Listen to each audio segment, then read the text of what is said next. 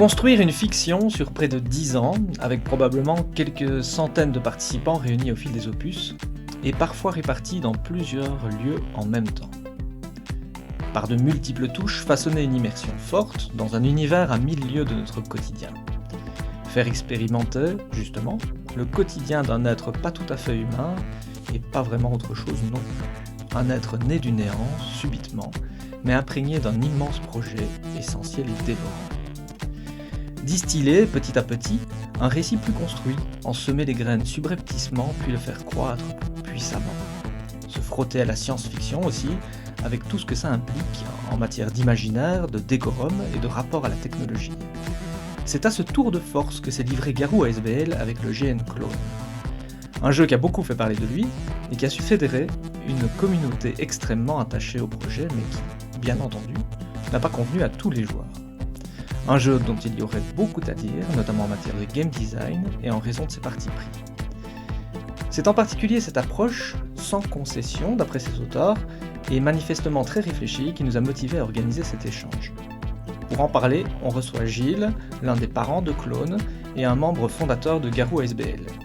Un briscard du GN belge qui en a vu, comme on dit, et qui, on n'en doute pas, a encore plus d'une idée dans sa besace. Avec lui, on se livre à un examen de conscience, et partant de Clone, voilà qui ouvre bien des perspectives.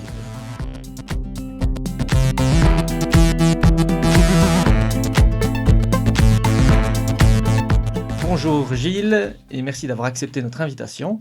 Alors, je vais démarrer avec une première question de mise en contexte. Pourrais-tu nous expliquer brièvement de quoi a parlé Clone ? Absolument, bonjour, merci de me recevoir.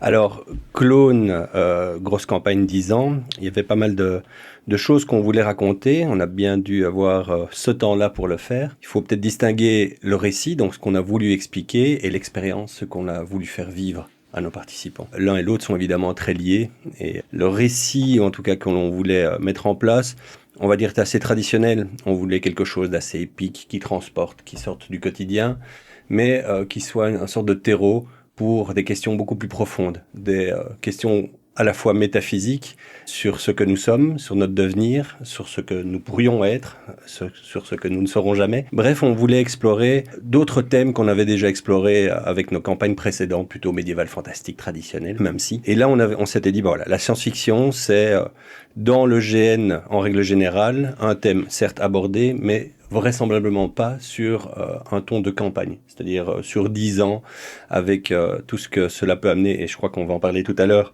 de plus que des petits opus une ou deux séries. Donc sur 10 ans, on a eu le temps de pouvoir aborder des sujets très profonds et de mettre nos participants dans ces sujets où ils ont vraiment commencé à y réfléchir. Ils n'ont pas juste vécu, ils se sont appropriés ces sujets et ça a créé quelque part, sous fond de campagne épique, des réflexions internes qui, je l'espère, les ont transformés ou les ont poussés à se poser des questions qu'on ne se pose pas généralement dans la vie de tous les jours. Donc nous, notre expérience, en tout cas ce qu'on voulait proposer comme expérience aux participants, c'était quelque chose qui émotionnellement soit fort, soit marquant, qui soit, on va dire, pas fondateur, mais en tout cas qui soit constructeur de notre joueur, qui puisse s'en servir quelque part dans sa vie par la suite.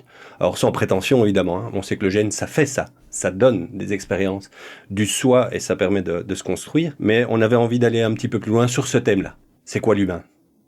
C'est quoi demain ? C'est quoi ? À quoi ça sert de vivre si effectivement, alors là je pars peut-être dans des questions très métaphysiques, à quoi ça sert si l'univers à un moment s'étiole ou revient en big crunch ou quoi que ce soit ? Quel est notre héritage ? Tout ça est vain. En fait, toutes ces questions-là. Et donc, il nous faut bien 10 ans pour commencer à entreprendre un peu la réflexion. Voilà. Clone a parlé de ça. Question métaphysique. L'humain, finalement, par le clone qui ne l'est pas, a été exploré sur 10 ans de campagne avec des émotions qu'on voulait les plus profondes possibles. Si je dois résumer en une phrase. Et dès la genèse du projet, vous aviez l'ambition de faire travailler ça pendant 10 ans, pendant une période aussi longue, ou c'est juste que, au fur et à mesure des développements, ça s'est imposé comme rythme ? Alors, quand on parle de la construction du GN, il y a déjà la construction du monde, de tout ce qu'on veut faire, le game design, on va en parler après. Et puis après, aussi, combien de temps nous faut-il pour raconter l'histoire que l'on veut ? On savait qu'on était aux alentours d'une dizaine d'opus. On voulait pas faire plus. On regarde un peu nos âges aussi. On voit où ça nous menait. Donc il y a une, on va dire un côté très réaliste là derrière, mais on se donne toujours la possibilité d'en avoir l'un ou l'autre en plus selon l'évolution de l'histoire. Non pas que les joueurs vont avoir un énorme impact sur le monde en lui-même et comment ça va évoluer, mais parfois 1 ou 2 épisodes en plus nous permettent d'explorer un thème qu'on a sous-exploré ou qu'on a découvert pendant le jeu et qu'on aimerait explorer davantage. Donc ça, c'est un peu la liberté qu'on se donne, mais on savait où on voulait aller, c'est-à-dire qu'on avait notre arc narratif avec le climax, un petit peu ce qui allait se passer. En termes d'expérience qu'on voulait faire vivre, mais on n'avait pas les moyens. C'est-à-dire qu'on ne savait pas quels événements allaient réellement se passer tout à la fin et comment ça allait se dérouler. Donc c'est pas un jeu qui a été écrit, on va dire, comme un livre et on savait déjà exactement ce qui allait se passer. C'est un jeu qui a mûri en termes de narration, de scénario au fur et à mesure des opus. Le premier opus était très léger, on savait ce qu'on voulait faire vivre, un monde sombre, enfin une espèce de fin inéluctable, un plafond de verre, enfin une chape quelque part sur l'humanité qu'on voulait faire peser sur les personnages. Et derrière, les événements qui allaient s'enchaîner et ce qui allait se passer, c'était encore un point d'interrogation. On aime bien un petit peu se laisser transporter par la vision que les joueurs amènent, les axes de jeu qui les intéressent, parce que derrière, on va sans doute mettre cet axe à l'honneur et on va l'utiliser pour pouvoir faire vivre ce que l'on veut en termes d'émotion. Donc le jeu n'était pas écrit à 100%, la durée était connue parce qu'on sait plus ou moins ce dont on avait besoin, mais l'émotion, en tout cas ce qu'on voulait amener comme ambiance, était clairement mise en place dès le départ. Et puis nous, évidemment, peut-être en 2 mots, nous parler de Garou SBL, qui êtes-vous, et c'est une équipe de combien de personnes, est-ce qu'elle a fluctué, voilà. Oui, ça a fluctué. Donc Garou SBL a eu une première vie dans les années 90, début 90, où on a fait une campagne durant une dizaine d'années aussi, médiéval fantastique, avec la même patte, on va dire, avec la même volonté de faire quelque chose d'assez cohérent, réaliste. Donc on se distinguait un petit peu de ce qu'on pouvait voir de très épique à l'époque. Hein. Je vous parle, tu m'as dit un vieux briscard, c'est ce que je suis. Donc à l'époque, on se distinguait un petit peu. Il y avait un mouvement comme ça dans le Medfan qui avait envie de faire un peu plus de cohérence, de réalisme. Et donc ça, on a fait pendant une dizaine d'années, une grosse campagne. On a arrêté, on a cédé tout notre matériel à une jeune ASBL qui se lançait, qui aujourd'hui sont des vieux briscards, hein, vous connaissez, et encore ASBL sans doute. Et puis après, 10 ans après, on s'est dit, on va remettre le paquet, on va refaire un nouveau jeu, et on a recréé Garou ASBL qui s'était éteint, et on a recommencé à zéro la totalité, avec l'équipe d'antan, plus ou moins certains qui avaient, on va dire, d'autres intérêts dans leur vie, mais en gros, en règle générale, c'était les mêmes qu'avant, et en fait, ce sont des amis. Donc c'est d'abord une bande d'amis qui un jour s'est dit on va faire un GN, qui a trouvé sa place, où chacun a trouvé sa place dans l'organisation. Donc on sait, il y en a un qui est extrêmement bon en administratif, une autre qui est extrêmement bon en ça, un autre qui s'occupe du scénario. Donc on avait vraiment cette espèce de, on va dire, d'homogénéité ou d'équipe fonctionnelle qui directement, dès les premières réunions, s'est remis en place. Donc avec Clone, on savait qu'on avait une équipe qui pouvait aller jusqu'au bout au final. C'est ça. Et c'est combien de personnes à peu près On a fini à 7 je pense. On a commencé peut-être à 8 et puis ça a changé avec l'un ou l'autre qui sont partis simplement parce que la vie change, parce que les intérêts sont différents, mais on reste amis, c'est pas ça, mais d'autres nous ont rejoints. Et sur la fin, ce qu'on a fait les 3-4 dernières années, et ça rentre dans l'optique un petit peu de la Fédération Bilar Possi, de transmettre à des plus jeunes ce que les vieux briscards, je vais le redire 10 fois, savent. Non, pas du tout, j'aime bien, je préfère ça que dinosaure. Mais de transmettre à des plus jeunes. Et donc on a accepté parmi l'organisation de nouvelles têtes, qui étaient super. Je ne vais pas donner tous les noms parce que sinon je vais en oublier. Mais donc on a accepté des petits jeunes qui n'en voulaient et qui au final se sont révélés de très bons organisateurs, de très bons atouts pour le groupe. Et on a même ouvert notre ASBL et notre façon d'organiser à d'autres personnes aussi jeunes qui voulaient voir comment ça se passait. Paradoxalement, c'était des joueuses, enfin c'est une joueuse qui était là, qui venait voir, mais elle savait faire la part des choses. Mais comme ça, on a, on veut dire, un peu transmis notre façon de travailler. C'est intéressant, c'est une question qui nous intéresse beaucoup aussi, la transmission, donc voilà, c'est bien. Quand on devient plus vieux, ça commence à trotter dans la tête. Ça travaille. D'accord, et donc pour le jeu, si je ne me trompe pas, ça aussi entre 100 150 joueurs, c'est ça, plus ou moins par opus? Alors, c'était 100 joueurs, sauf une fois où on a fait 135. Ok, d'accord. Et justement, il y a un terme qui revient, c'est moi qui l'ai introduit évidemment, mais je l'ai lu dans plusieurs des articles que j'ai pu trouver sur le GN ces dernières années, c'est les termes de sans concession. Qu'est-ce que vous entendez par là? Alors, sans concession, ça a l'air d'être un peu abrupt, c'est-à-dire que c'est une prise de parti forte. C'est plutôt ça, parce que le sans concession a l'air d'être un petit peu rigoureux. Moi, je dirais, c'est un choix assumé. Et même si certains vont dire, oui, mais moi, je préfère... Non, mais c'est pas ce que toi, tu préfères, c'est ce que nous, on veut offrir. Et donc, on cherche des joueurs qui veulent jouer à ce que nous, on propose et pas travestir notre jeu pour qu'il plaise à tout le monde. Donc, le sans concession, je serais plutôt enclin à dire que c'est une ligne directrice assez forte dans une direction claire et qui ne va pas essayer de taper à tous les niveaux pour plaire à tout le monde. Alors je suis très content que tu aies dit qu'on n'est pas plus à des joueurs et des joueuses, parce que c'était quelque part un peu notre ambition de se dire si on ne plaît pas, c'est qu'on a un choix clair. Et donc on n'avait pas envie de plaire à tout le monde, ça c'est certain. Alors il y a tout le buzz marketing autour qui fait que les gens s'y intéressent, mais maintenant quand on creuse et qu'on regarde, le jeu clone n'est vraiment pas fait pour tout le monde, et ça c'est certain. Qu'on ne voulait pas que n'importe qui avait n'importe quel intérêt puisse venir jouer. On voulait que ce soit des gens qui aiment le jeu qu'on veut proposer. Ça, on le doit à nos joueurs et nos joueuses, en fait. C'est quoi cette ligne directrice forte ?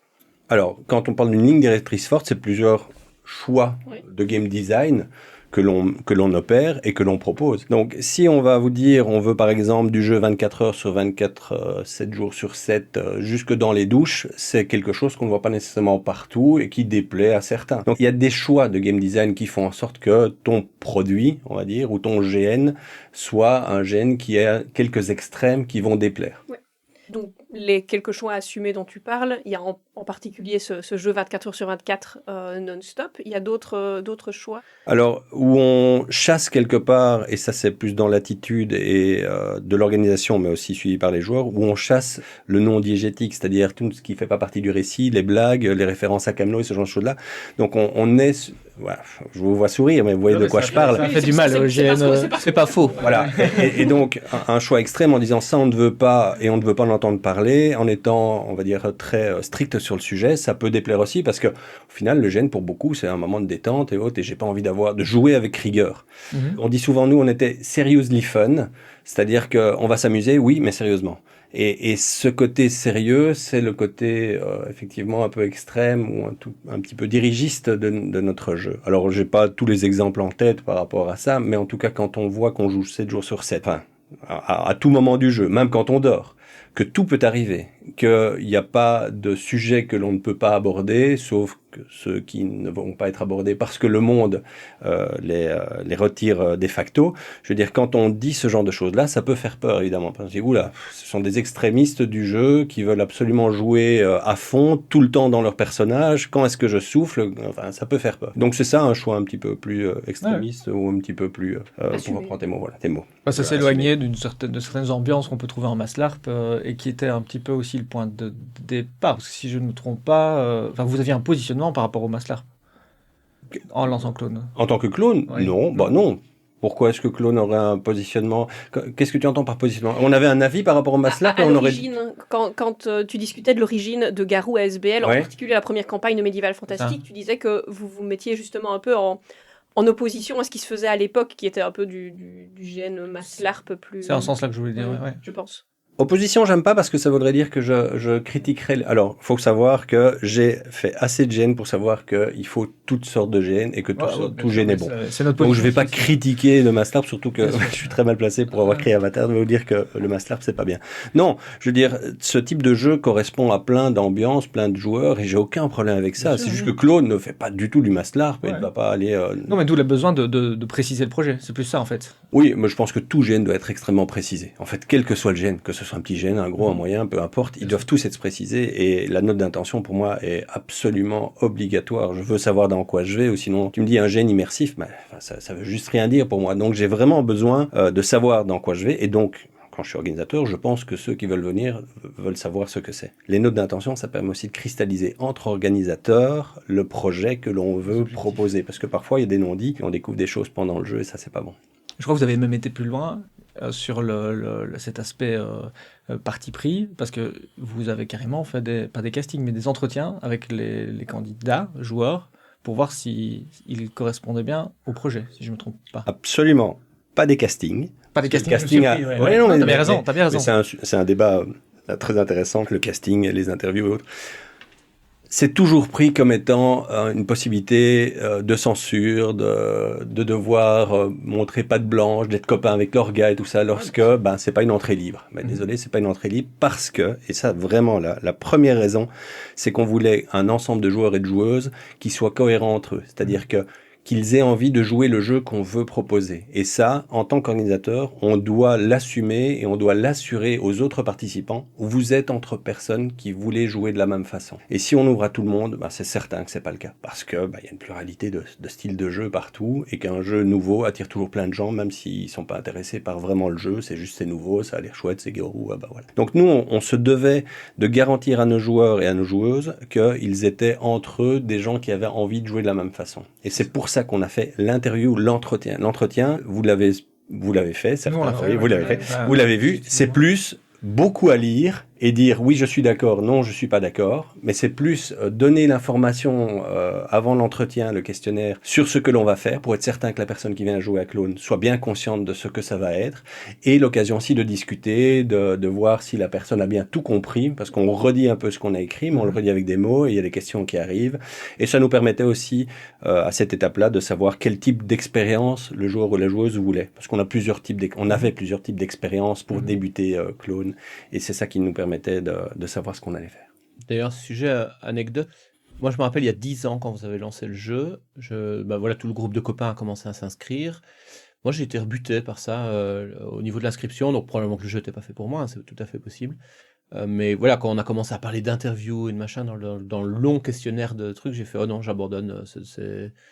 Et notamment à l'époque parce que j'avais pas compris. Je ne sais pas si j'avais bien lu la note d'intention à l'époque, est-ce que je l'avais ratée ou est-ce que je l'avais mal comprise, mais toujours est-il que voilà, sur le coup je ne voyais pas où ça va en venir, et ça avait un côté élitiste qui m'avait rebuté. Comme un entretien d'embauche finalement. Oui, c'est ça, alors qu'effectivement moi je faisais et je fais encore en partie du GN aussi comme loisir, et donc là j'avais l'impression effectivement de passer un entretien. Mais la preuve que ça marchait, je veux dire.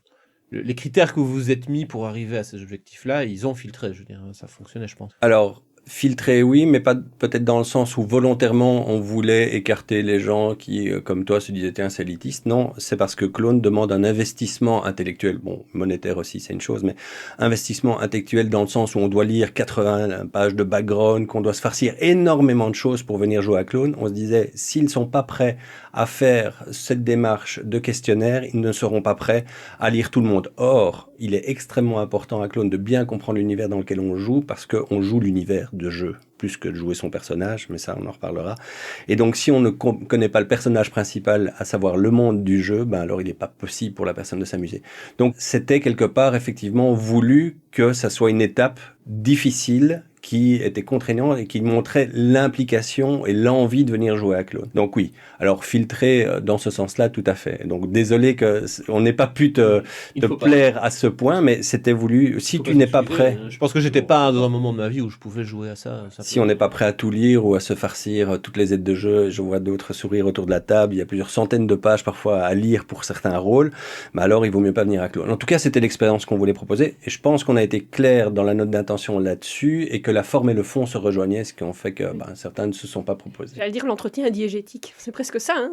Non, parce qu'on n'est pas en jeu. Non, mais il y a beaucoup de perméabilité, effectivement. Ouais. Alors justement, il y a quelque chose qui m'a marqué quand même dans la petite expérience que j'ai eue à Claude. Moi, j'ai participé à un opus. C'est que on sent que l'univers de jeu est construit comme un principe de game design. Enfin, je veux dire, c'est très étroitement lié. Et ça, c'est quelque chose qui est assez remarquable, qui est perceptible, et qui engendre une dynamique de jeu qui est très forte. Et donc, évidemment, j'aurais voulu t'entendre un peu là-dessus. Donc le monde, effectivement, c'est le personnage principal de la campagne. Il sert non seulement de cadre à l'histoire, mais il sert aussi de canevas à l'expérience du joueur ou de la joueuse, de canevas de règles en fait. Beaucoup de règles de simulation, beaucoup de règles liées à l'agentivité, donc la façon dont on peut interagir avec le récit, la façon dont on peut jouir du récit, dont on a le contrôle sur la façon dont on va jouer son personnage. Donc le monde contient en fait toutes ces contraintes et toutes ces possibilités. Donc si tu lis le monde, tu vas comprendre directement ce que tu peux simuler, comment tu dois le simuler. Donc ça permet d'abstraire beaucoup de règles de jeu. On ne doit pas faire un manuel de règles.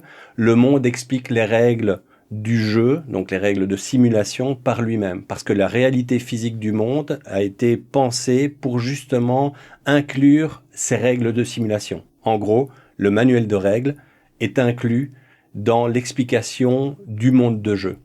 Et ça nous permet effectivement d'avoir des règles très faciles ou très légères. On va dire au final, c'est juste une phrase, notre règle principale. Et derrière, énormément de mécanismes qui sont induits par le monde et qui sont naturels. Lorsque le joueur va commencer à jouer, il va se connecter, il va faire certaines choses. On ne doit pas lui expliquer comment ça fonctionne nécessairement hors jeu.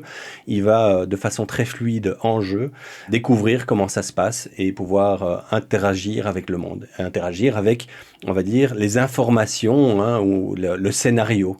Clairement, des exemples, il trouve un objet, il sait exactement ce qu'il doit faire avec cet objet, il trouve des informations dessus, il l'encode dans son système et en fait, nous, on lui donne toutes les informations comme un arbitre pourrait donner des informations sur une recherche quelconque sur un objet ou l'autre, eh bien, c'est le système diégétique, c'est-à-dire son laboratoire qui va lui donner ou lui fournir les informations dont il a besoin et ça ne nécessite pas de règles ou d'explications de règles, c'est juste que fais ton métier, recherche, trouve des informations, encode dans ton système timing, donc diégétique, et tu auras des informations. Donc tout ça, en fait, c'est très fluide. Donc, concrètement, là, tu parles d'une interface, de l'interface. Oui, c'est une interface, on va dire qu'on a développée, donc ce qu'on appelle la console.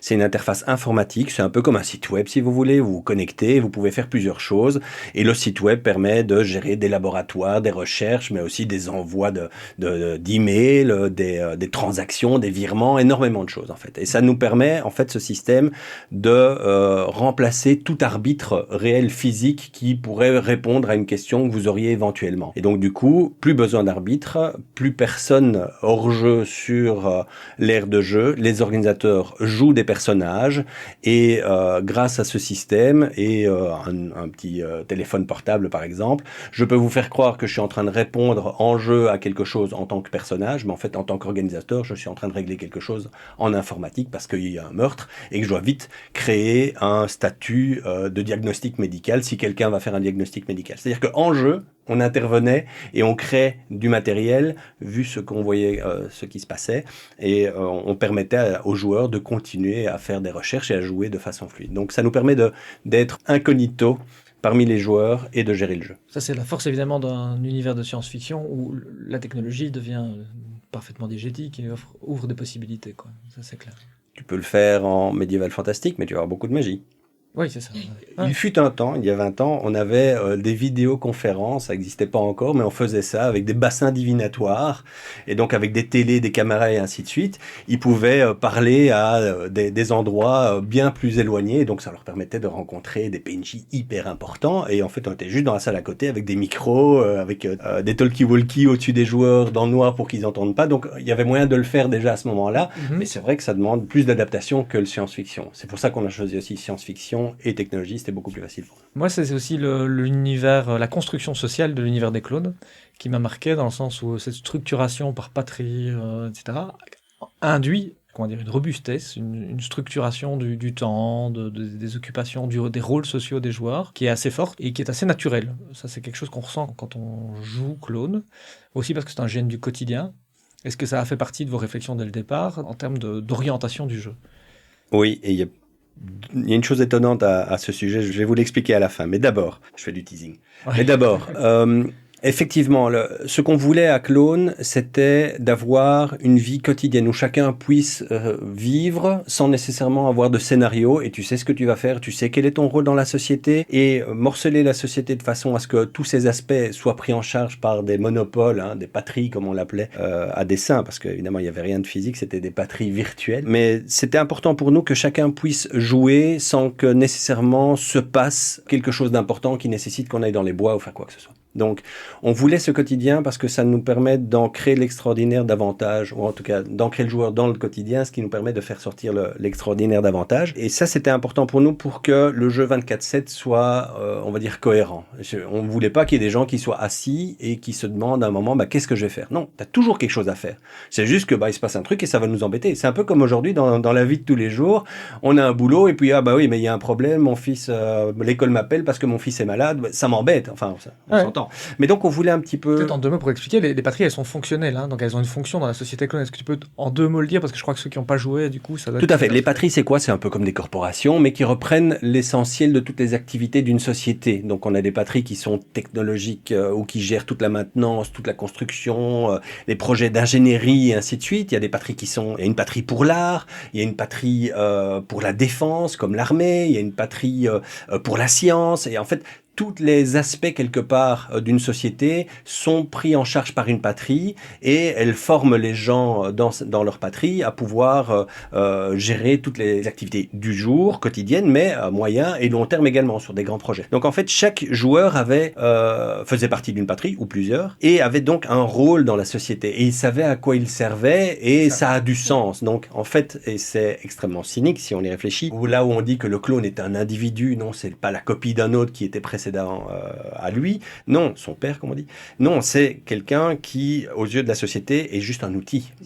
Tu es d'abord une fonction avant d'être un individu. Ça, c'est la réalité, même si derrière, tout le monde te dit le contraire. Non, non, tu es un individu exceptionnel et unique et on ne pense qu'à toi et la vie est très importante. Mais au final, c'était la fonction qui définissait l'individu et pas l'inverse. Donc ça, c'était les patries. On a fait une petite parenthèse et on voulait effectivement qu'il y ait cette espèce de regroupement, que toute la société soit couverte par tous les joueurs, c'est-à-dire que ça soit autonome. Important pour nous que ça ne soit que des participants et donc que des joueurs, on n'a pas de PNJ à clone, qui puissent prendre en charge l'entièreté des activités nécessaires à la vie de l'outpost, donc de l'endroit où ils étaient. Ça, c'est on va dire un enseignement de notre première campagne, la médiévale fantastique dont je vous ai parlé, où on s'est rendu compte qu'à un moment, dans la campagne, les joueurs se sont, on va dire, appropriés le lieu dans lequel ils étaient, leur ville, et ils ont vraiment eu cette identité de ville, cette identité de groupe qui était extrêmement forte. Et ça, dès le premier clone, on a voulu le créer. On a eu cet effet identité d'endroit ou de ville ou de communauté au 9e gène de notre campagne médiévale fantastique. On voulait un accélérateur à clone et commencer directement avec cette ambiance-là. C'est pour ça qu'on a fait les patries. Je reviens au teasing du départ. Clone, à la base, a été pensé comme étant possiblement un Maslarp. D'accord. Et si tu y réfléchis, les patries, la console qui est un système informatique qui permet de gérer 10 joueurs, 100 joueurs, 10 000 joueurs, parce qu'il n'y a pas besoin d'arbitre, tout ça a été pensé pour éventuellement être un Maslarp.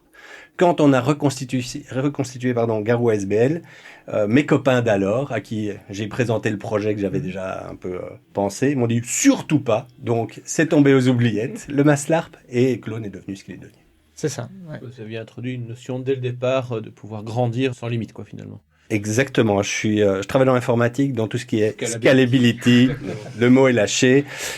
C'était potentiel et tout un moment je me dis c'est pas grave, on va faire un clone, on va avoir 150 joueurs qui connaissent l'univers de clone, puis à un moment on va faire clone Maslarp, on aura 150 joueurs qui connaissent super bien l'univers, qui vont pouvoir être les bergers pour tous les autres qui vont se rameuter, parce que là on va avoir des gens qui vont avoir un autre style de jeu et ainsi de suite. Et quand on y réfléchit, les clones, ils meurent, ils reviennent. Enfin il y avait énormément de mécanismes qui étaient mis en place pour pouvoir faire du Maslarp. Mais on ne l'a pas fait. On ne s'inscrit plus. Je devine même qu'on pourrait envisager de faire plusieurs éditions du jeu en parallèle sur plusieurs sites avec plusieurs équipes. Et pourquoi pas finalement, je veux dire.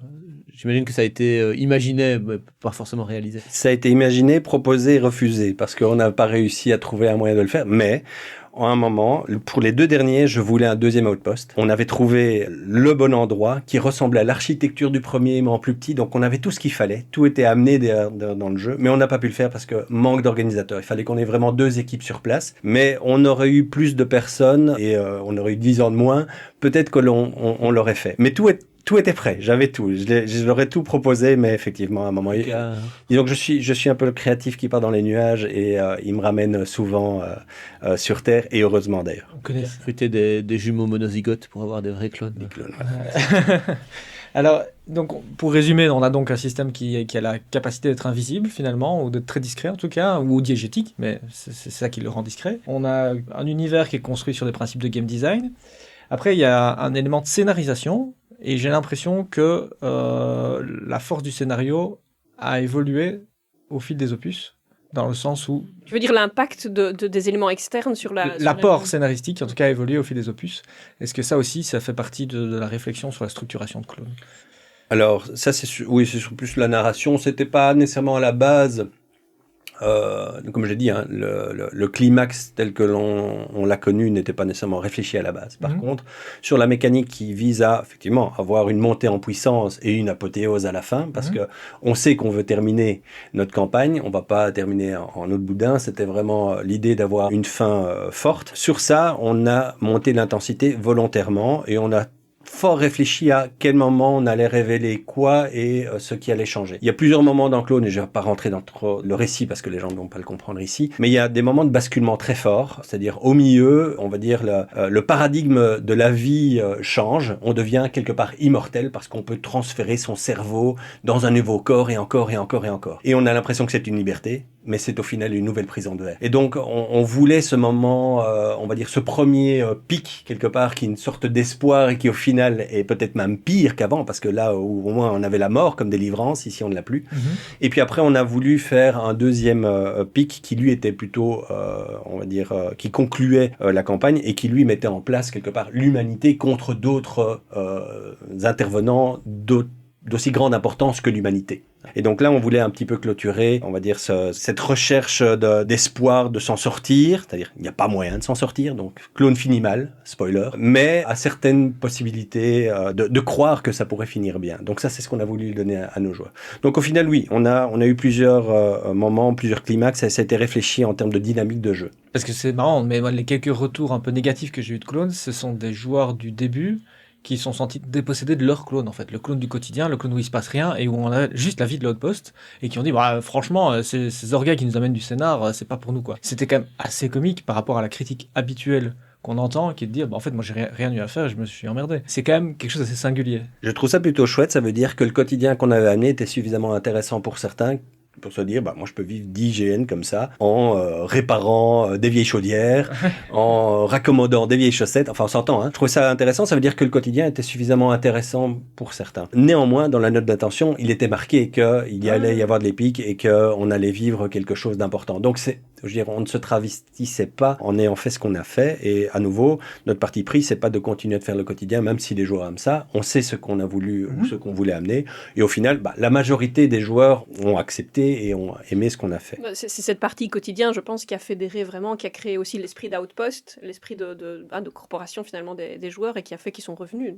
La majorité d'entre eux, je pense, ont vécu bien la transition. Mais c'est vrai qu'une critique qu'on entend beaucoup dans les GN, c'est ça, il n'y avait pas assez d'éléments scénaristiques, ou il n'y avait pas assez d'input. Et c'est comique que ça ait tellement bien marché, que le quotidien ait tellement bien marché, que les joueurs regrettent de ne pas pouvoir vivre plusieurs vies dans Clone. Même si, d'un point de vue sécurité émotionnelle, vivre plusieurs vies dans Clone, je pense qu'au bout d'un moment, la porosité du personnage se ferait sentir. C'est le principe des campagnes. Hein. Plus l'on sait, plus ça a d'impact sur le personnage et inversement. Venons peut-être justement à ce principe des campagnes. C'est quoi la particularité en tant qu'orga de travailler sur 10 ans ? Beaucoup de choses. Hein. Pourquoi est-ce que je préfère le format campagne à des petits formats ? Bah, déjà parce que j'ai envie de raconter une longue histoire et que sur 1, 2 ou 3 opus, j'ai l'impression de ne pas savoir creuser assez certains sujets.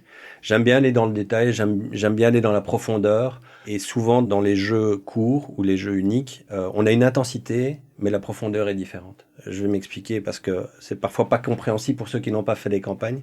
Et d'ailleurs, il y a des joueurs à Clone qui m'ont dit, mais les campagnes, c'est pas pour moi parce que monter, point d'expérience, enfin, tous les problèmes et tous les travers qu'on peut voir dans les campagnes, à savoir qu'on arrive, le personnage est beaucoup plus puissant que moi, ainsi de suite, dans le médiéval fantastique, tout ça, c'est des choses qui n'aimaient pas. Je lui dis, je vais te prouver que tu as tort, viens. Parce que pour moi, la campagne, l'intérêt, c'est la profondeur de l'émotion et quelque part la porosité dont tu parlais, qui s'installe progressivement avec ton personnage. Ce qu'on n'a pas, ou pas assez, dans des jeux courts ou dans des jeux sans séquence. Donc la profondeur, c'est vraiment ça, c'est-à-dire qu'à un moment, l'émotion que tu as, elle est beaucoup plus profonde, ancrée en toi.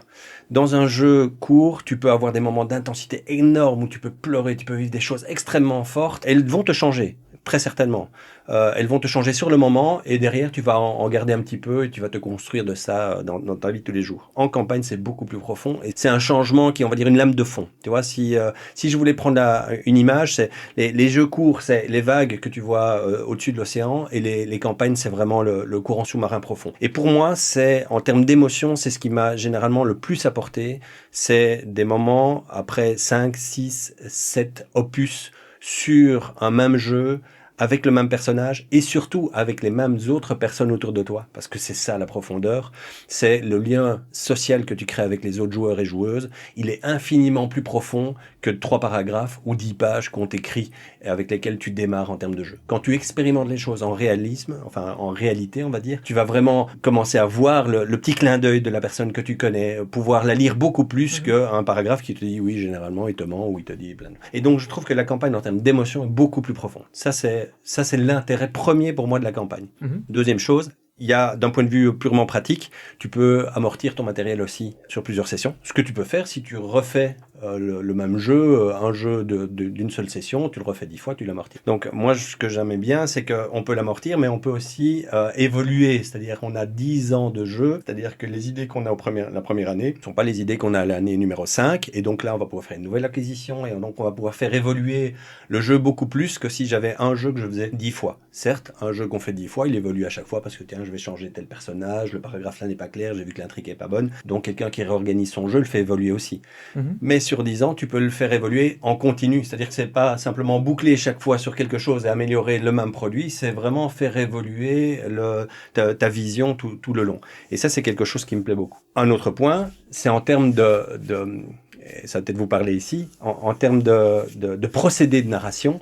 On a, sur une longueur de 10 ans, l'opportunité de jouer beaucoup plus sur les procédés fusil de Chekhov, foreshadowing et tout ça. Enfin, tout ce qui permet de mettre un petit élément en début de jeu, à un moment qui a l'air sans conséquence, où on se dit, tiens, ou alors c'est bizarre, il y a quelque chose là, mais c'est quoi? Si tu le joues sur 10 ans, c'est quand même beaucoup plus intéressant que si tu le joues sur un week-end. Et donc là, quand tu as la révélation au bout de 7 ans de vie réelle, parce que tu as fait 7 opus, il y en a un par 7 ans de vie réelle, tu dis, ah, mais c'était ça, tu tombes de 10 étages, tomber de 2 mètres, si tu vois ce que je veux dire. Et ça, je trouve ça extrêmement intéressant et satisfaisant en tant qu'organisateur à faire vivre chez les autres. Quand tu vois le déclic qui tombe, qui dit, mais c'était là depuis le début, sur 10 ans, c'est plus fort que sur 10 mois, ou sur 2 jours, quoi. Ça, c'est quelque chose qui me plaît fort. Par contre, il y a des écueils et il y a des choses qui sont vraiment difficiles à gérer, pour lesquelles j'ai pas nécessairement de solution.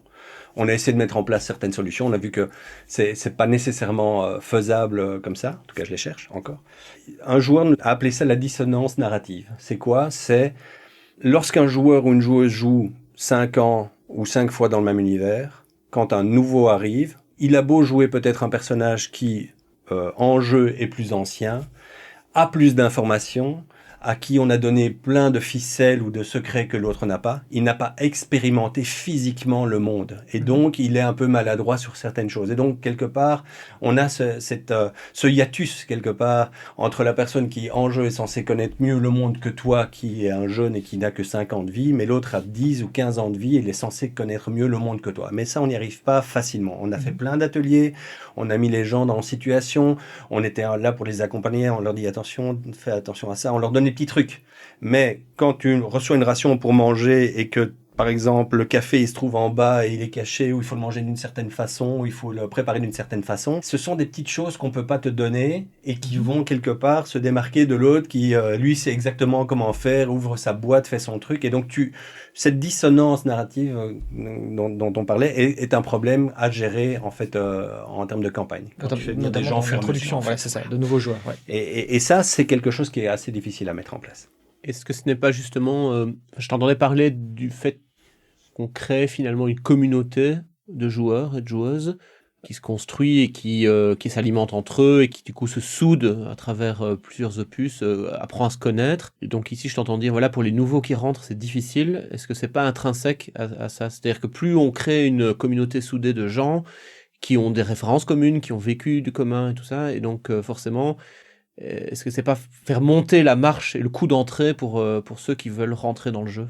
Absolument, tout à fait. D'ailleurs, le seul moment où on a voulu vraiment essayer d'ouvrir le jeu clone à d'autres, parce qu'il faut savoir qu'on avait entre 80 et 90% de joueurs qui revenaient. C'est-à-dire qu'on avait très peu de nouvelles places au final. Et donc c'est plutôt bon signe, c'est-à-dire que notre jeu correspond bien à nos joueurs, mais du coup il y avait plein de gens qui pouvaient pas essayer. On se dit oui, mais essayer quand tu viens tout seul à clone, déjà c'est pas évident. Le niveau de jeu des joueurs est quand même extrêmement exigeant, je vais pas dire élevé, mais exigeant, donc tu dois vraiment t'accrocher pour y aller.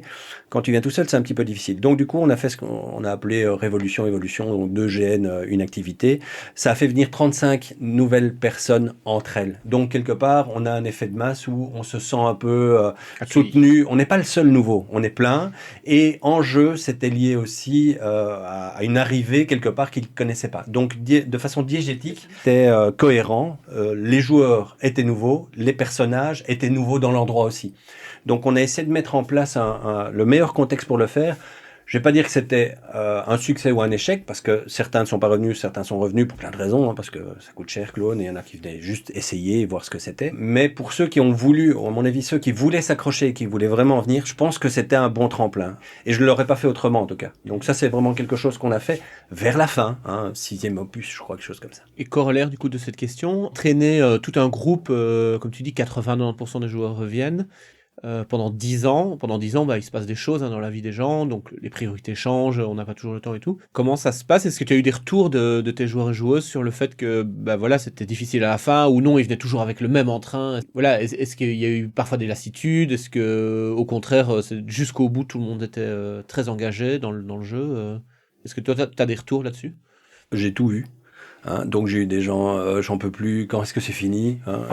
J'en ai un de mes meilleurs amis qui est venu, qui me dit, je comprends toujours pas pourquoi je viens, je me fais du mal quand je pars, je pleure tellement, je me suis pas plu, mais je veux revenir parce qu'il y a quelque chose qui m'attire. Donc j'ai tout eu comme expérience, mais majoritairement, oui, les gens revenaient avec plaisir et voulaient en savoir plus, parce que tu es dans une histoire, c'est comme un livre, tu as envie de savoir quelle est la fin. Donc en gros, majoritairement, oui, tout le monde a souscrit, et la fin, heureusement, c'est très bien terminé, donc on a clôturé comme on le souhaitait, mais j'ai tout eu. J'ai eu des gens qui n'en pouvaient plus, qui disaient « Oui, mais moi je voulais que du quotidien et vous partez dans les pics, je ne me reconnais plus. » Moi j'ai vraiment eu cette personne qui m'a dit « Il en reste encore combien? Parce que je sais pas combien de temps je vais tenir. » Alors tout ça, on dit « Mais pourquoi tu viens alors? » Tu vois, ouais. Non, mais je veux savoir. Tu vois, donc il y a toujours quelque chose qui tirait les gens ou qui les attirait, mais on se rend bien compte de la pénibilité que ça pouvait avoir, ce jeu en fait. Ce jeu demandait beaucoup d'implication. Quand je dis c'est un jeu demandant, c'est pas pour rire. Il fallait vraiment vouloir venir pour jouer. Et heureusement, on proposait le pendant de cet effort, quoi. Pour la majorité en tout cas. Comment est-ce qu'on gère cet attachement au jeu? Donc, on en a parlé un petit peu, les gens venaient malgré parfois le fait qu'ils n'avaient pas envie ou parce que ça leur prenait beaucoup d'énergie. Ils le faisaient pas parce qu'ils étaient obligés, mais parce qu'ils sont attachés au jeu, parce qu'ils veulent voir la suite. Pour certains, c'est devenu une vraie priorité. C'est devenu une priorité, par exemple, pour prendre congé ou des choses comme ça. Et je pense que vous ne pouviez pas ne pas en être conscient. Et donc, sentir cette pression-là. Comment est-ce qu'on gère cette pression des joueurs? Il faut être à la hauteur de l'attachement qu'on apporte au jeu. C'est une très bonne question. C'est là où je me rends compte qu'on doit être un peu orgueilleux ou hautain dans la façon dont on aborde les choses, parce que ça n'a pas été une pression de satisfaire les joueurs. Alors peut-être qu'on pêchait par excès de confiance, et on se dit ça va être bon, mais on a toujours fait ça depuis le début, on a toujours suivi nos intuitions, et on s'est toujours mis dans une situation où on se dit mais qu'est-ce qui va être gai à vivre, qu'est-ce qu'on va pouvoir amener. Donc en fait la satisfaction du participant est ancré dans la façon dont on travaille. Il n'y a aucun moment où on se satisfait, nous, l'organisateur, dire « Ah tiens, je vais vivre ça parce que j'ai envie de me mettre mon petit PNJ. » Ça n'existe pas chez nous. Mais par contre, la pression, c'est plus les joueurs qui la sentaient que nous. Ils se disent « Ouh là là, Clone !» Au début, par exemple, ils ont dit « Vous avez passé la barre très haut. » On l'a senti un peu aussi au début, nous aussi. Mais eux, ils se sont dit « Ouh là, je suis pas sûr que ça soit un jeu pour moi. J'ai l'impression que ça demande trop. Je suis pas à la hauteur. » Oui, ou je vais pas être à la hauteur parce que les autres joueurs vont jouer à un niveau auquel je serai pas. Donc, on a eu ça au tout début. Et nous, on s'est dit « Oui, on a peut-être mis la barre un petit peu haut dans notre annonce. On a peut-être fait un petit peu trop. Est-ce qu'on va pouvoir assumer ça ?» Et puis, en fait, dans les premiers, on s'est rendu compte que la mayonnaise prenait. Et en fait, c'est un couple qui fonctionne bien, orga et joueur. Si tout va bien, on se dit, pourquoi est-ce que ça ira mal? Donc, on n'a pas augmenté, elle a diminué en fait. La fin, la pression était énorme. Le dernier, pour nous, on devait pas le louper. Autant avant, on savait ce qu'on voulait amener, on savait qu'on avait des idées très fortes, très intéressantes. C'est peut-être orgueilleux de le dire, mais en tout cas, on savait que ça allait plaire. Il n'y a pas de problème. Il n'y a pas de souci. On est fiers. Non, mais donc, on savait ce qu'on allait amener, on savait que ça allait fonctionner. Mais la fin, c'était un pari. Parce que la fin, on ne devait pas décevoir. Et la fin d'une histoire sur 7 ans, avec une intensité telle que nous, on la vivait, et telle que tu le dis, les joueurs la vivaient également, on ne pouvait pas se louper. Là, on a eu une pression de fou. C'était pas Game of Thrones, quoi. Oui, je vois qu'on a les mêmes références. Mais effectivement, notre fin s'est terminée vraiment en apothéose. Après, il y a un choix de game design aussi, qui est de ne pas faire un jeu permanent. parce qu'on a connu d'autres campagnes. Enfin, moi, avec Édouard, on a été organisateur d'Outretard. En tant qu'organisateur, on se fait bouffer, mais dévorer entre certains opus par le jeu permanent.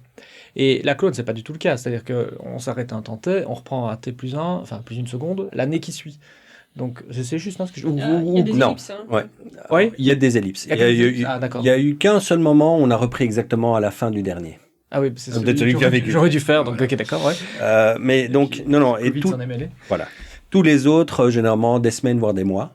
D'accord. Et donc, mais vous en campagne, la gestion inter-GN Voilà. est un vrai problème si ça n'est pas réfléchi à la base. Et donc, nous, dans notre game design ou dans notre gestion, les joueurs pouvaient entreprendre des projets long terme. C'est-à-dire, c'est pas des choses qu'ils peuvent faire sur place. Et ça, c'était à encoder dans le système, ça coûtait cher parce que ça demande de l'argent et donc du coup on diminue le potentiel de projet à gérer, mais on avait ce genre de choses-là à gérer, les commandes entre les GN et ainsi de suite, parce qu'ils pouvaient faire des commandes de choses. On s'est rendu compte que les joueurs commandaient des piles, du dentifrice et tout ça parce qu'ils voulaient pas l'amener. Bon, c'est pas grave, on amène des trucs, mais à un moment on voulait pas être quelque part la supérette timing du joueur qui vient à clone, quoi. Mais donc on a dû gérer ça, mais on avait de l'expérience avec notre première campagne, on avait déjà eu un système, on avait été très très loin dans les interlives parce qu'on voulait garder vraiment une grosse cohérence. C'est du tout, ça c'est fini. On va faire des abstractions parce que sinon c'est pas possible. Donc ça c'était clair et précis. À un moment, on n'a pas dû trop gérer les interlives. On parlait de période de votre vie aussi. Je suppose que c'est aussi lié au moment où on en est. Vous avez probablement tous un boulot, des enfants, etc. Organiser des interlives en plus des GN, ça veut dire doubler ou tripler le boulot, quoi. Oui, c'est ça. Alors, organiser des événements, certainement pas. Gérer l'interlive, c'est-à-dire... Juste ça, voilà, ouais, on est d'accord. C'est déjà beaucoup et donc là, on a dû le restreindre également. On parlait bilan. Tu disais que tu étais content de la fin et qu'il y avait énormément de pression, mais que finalement ça s'était bien terminé. Est-ce qu'il y a des choses dont tu es ou vous êtes particulièrement fier et des choses au contraire sur lesquelles tu aurais des regrets ou que tu referais différemment? Oui, plein. J'ai énormément de regrets. La liste est beaucoup plus longue que celle des fiertés. Le principal regret, c'est... Et je pêche parce que c'était pas du tout notre intérêt, les règles. Mais qu'est-ce qu'elles sont mauvaises. On a des règles de gestion de compétences, de pertes. Tout ça, c'est géré par l'informatique. Mais qu'est-ce que ça nous embête. Mais on l'a fait au début parce qu'on s'est dit, on veut permettre à ceux qui ont envie de jouer avec des compétences et ainsi de suite, de pouvoir s'amuser. Mais ça nous embêtait. Et ça, si je devais le refaire, j'enlèverais tout. Mais est-ce que, diégétiquement parlant, est-ce que ça n'a pas sauté sur la fin, justement? Alors, certaines des contraintes, en tout cas liées aux compétences. Les compétences étaient là, ça a continué à tourner, mais notre première règle, c'était joue d'abord ce qui est cohérent dans l'univers de jeu avant les règles. Et donc, pour ceux qui voulaient vraiment aller chercher leurs petites règles, avoir leur petit +1 ou le machin et tout ça, ils pouvaient le faire. Mais en règle générale, ce qui a fort été utilisé, c'est l'accès au laboratoire dont je vous parlais tout à l'heure. Si je dois faire de la chimie, je dois avoir un accès à un laboratoire chimie, pouvoir avoir des informations. C'était plus sur ça que ça se jouait. Mais je veux dire, il y avait au départ, je me trompe peut-être, il y avait au départ des contraintes en termes de nombre de compétences qu'on pouvait obtenir qui limitaient très très fort, puisqu'on ne pouvait avoir que quelques compétences, ça limitait très très fort le jeu, et qui sur la fin, en jeu, pas par une volonté des orgas, mais en jeu, on sautait. Est-ce que c'était une façon de se rendre compte a posteriori, toutes ces règles-là, elles m'emmerdent, on les enlève, ou est-ce que c'était vraiment quelque chose qui était amené par le scénario ? Alors, c'est amené par le scénario, et c'est pas amené parce qu'on n'aimait pas les règles, c'est amené parce qu'on aime bien tordre le cou aux automatismes habituels en GN. À savoir, je voudrais avoir 3 points d'expérience en plus, un joueur veut avoir 10 000 points pour pouvoir tout faire. Et on se dit, tiens, tu vas voir un clone, il n'y a plus de limite, tu peux tout faire. Et en fait, tu peux tout apprendre, tu peux tout prendre. Le seul truc, c'est que tu sais pas tout utiliser. Et donc, on a inversé quelque part le problème, c'est quand tu es devant un buffet que tu peux tout manger, t'as beau pouvoir tout manger, tu vas pas avoir assez de temps pour le faire. Donc, quelqu'un qui prenait toutes les compétences, tous les trucs, tout ça, qu'est-ce que tu veux qu'il puisse faire? Enfin, ça ne ressemblait à rien. Et en termes d'évolution du monde, c'était extrêmement logique. Voilà, l'humain est débridé, il peut tout faire maintenant. Allez-y, faites ce que vous voulez. Et tu te rends compte qu'au final, c'est le temps qui te manque. Et il y a une réalité physique. Et donc ça, c'était un petit peu tordre le cou au système habituel où les joueurs veulent plein d'expérience et des trucs comme ça. Donc ça venait de là. Donc, à changer, je changerais ça. Les règles, faut savoir qu'on a fait les règles très très rapidement parce que personne voulait s'en occuper chez nous. Et au final, on a bien vu que c'était pas si important à clone. Donc je parle des règles d'évolution à l'époque. Oui. Et puis la grande fierté, c'est déjà d'avoir fait passer le message un petit peu métaphysique qu'on voulait, c'est-à-dire avoir vraiment pu proposer le jeu qu'on avait imaginé, C'est-à-dire que la réalisation, grâce à nos joueurs, parce que nous, finalement, on n'est que des instigateurs, c'est des joueurs qui le font, ça a fonctionné. Notre expérience, ou ce qu'on voulait proposer a fonctionné. En tout cas, les joueurs nous ont dit qu'ils l'ont vécu, et nous, on l'a vu. Ça, c'était chouette. D'avoir terminé quelque chose, grande fierté aussi. Un début, une fin sur 10 ans, c'est important. Et la fin aussi, qui était un énorme challenge, aussi bien en termes de logistique qu'en termes de procédés, qu'en termes d'expérience. Ça a fonctionné majoritairement, effectivement, pour tous nos joueurs. Ça, c'était vraiment le gros challenge. Petite anecdote amusante, la fin des Chroniques d'Arcane, notre première campagne Medfan, on avait fait ce qu'on a appelé l'activité siège. Je ne sais pas si vous avez entendu parler de ça. C'était une fausse activité qu'on avait organisée, qui a fait venir 250 participants à partir de Bruxelles, à minuit, à Montmédy, à 150 km de là. Ils savaient pas qu'ils allaient venir à la fin des Chroniques d'Arcane. Personne ne le savait, sauf les 2-3 organisateurs qu'on avait mis au courant là-bas. Donc on a fait débouler 250 PNJ à minuit en plein milieu d'une citadelle pour faire un combat final d'armée contre armée. Et donc ça, c'était du quantitatif, si vous voyez ce que je veux dire. Et pour Clone, on s'est dit, on n'a plus les moyens de faire ça, on n'a plus l'ambition, on n'a plus l'énergie de mettre en place ce genre de choses-là, mais il faut qu'on ait quelque chose qui, en termes de vécu, soit aussi fort que ça. Beaucoup de nos joueurs nous attendaient. Et donc, on a fait l'inverse. On a fait la qualité. On a fait, tu es tout seul. Il n'y a pas 100 personnes ou 200 personnes qui vont arriver. Tu es tout seul et on a fait la fin de Clone. Je vais pas en parler trop longtemps, mais c'est un cheminement solitaire vers la fin de ton personnage qui meurt, mais vers la fin de la campagne aussi, où, on va dire, diégétique et non diégétique se rejoignent et où à la fin on brise le 4e mur. C'est-à-dire que tu te rends compte que la fin de ton personnage, c'est la fin de la campagne et toi aussi, en tant que joueur, tu dois dire adieu à ton personnage. Pas rentrer dans tout le détail, il y a moyen d'en discuter pendant tout un podcast. Mais en gros, on a voulu vraiment quelque chose qui soit unique et personnel. Et chaque joueur a eu son expérience personnelle. Donc, 100 joueurs qui ont dû faire un cheminement de 10 minutes environ à 15 minutes chacun. Avec un train, si vous voyez le premier qui part, le deuxième part 5 minutes après, avec toute l'organisation. Et cerise sur le gâteau, il y avait un conf call en temps réel avec leurs proches, leurs familles, leurs enfants, leurs pères et tout ça, qui leur expliquaient la fin.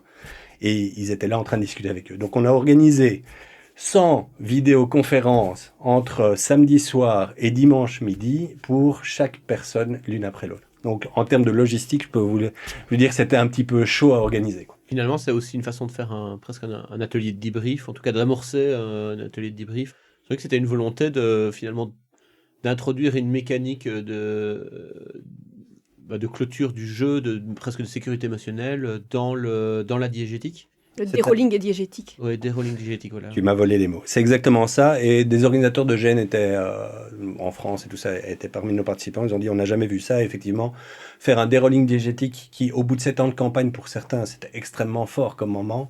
Moi, j'ai eu des pleurs, j'ai eu des réactions dont je ne peux pas parler parce que ça reste très intime. Mais c'est des choses qui me marquent. Et rien que pour ça, j'ai les poils qui se dressent quand j'y repense. Je me dis, ok, c'est parfait, quoi. On a fait la fin qu'il fallait pour beaucoup de gens. Et justement, vous avez des retours sur ce dérolling après coup, un mois après, ou des choses comme ça? Ça c'est. On a eu beaucoup. Les ponts sont rompus avec les joueurs et t'as plus. Enfin, comment ça se passe après 10 ans? Après 10 ans, on s'est refait un petit drink où on a pu débriefer à froid, mais on fait des débriefings à chaud en fait après chaque activité où chacun amène ce qu'il a envie d'amener. Et là, on a eu vraiment, je veux dire, des diatribes de compliments sur cette fin. Et c'est là où on s'est dit yes. Et ça fait du bien. Honnêtement, en tant qu'organisateur, quand toi, tu as aussi besoin de faire ton deuil, et finir sur une note, on va dire, avec autant de joie dans les yeux de nos joueurs et de nos joueuses, c'était quelque chose qui nous a permis, nous aussi, de faire notre deuil extrêmement facilement. Sans se dire, c'était bien, il fallait continuer. Non, on avait envie de clôturer, on avait un peu plein les bottes aussi. Et on a pu terminer en se disant, voilà, on a fait ce qu'on devait, le job done, quoi. C'était vraiment ça. Et alors j'ai envie de te poser une question hyper large, mais bon, quand même, on peut le dire, je suis pas sûr en Belgique en tout cas qu'il y ait des orgas qui aient l'expérience de GN à cycle sur 10 ans comme ça. C'est quoi la méthode Garou? Alors, il y a plein d'orgas qui font ça encore. Il y a des orgas qui font ça depuis 30 ans. Il y a une campagne JEA, des trucs de fous qui sont là depuis très longtemps. Ouais. Plutôt du Medfan et traité comme ça a été traité il y a longtemps. Donc, mais bon, nous on le traite différemment. Notre méthode, nous ça a toujours été la même chose.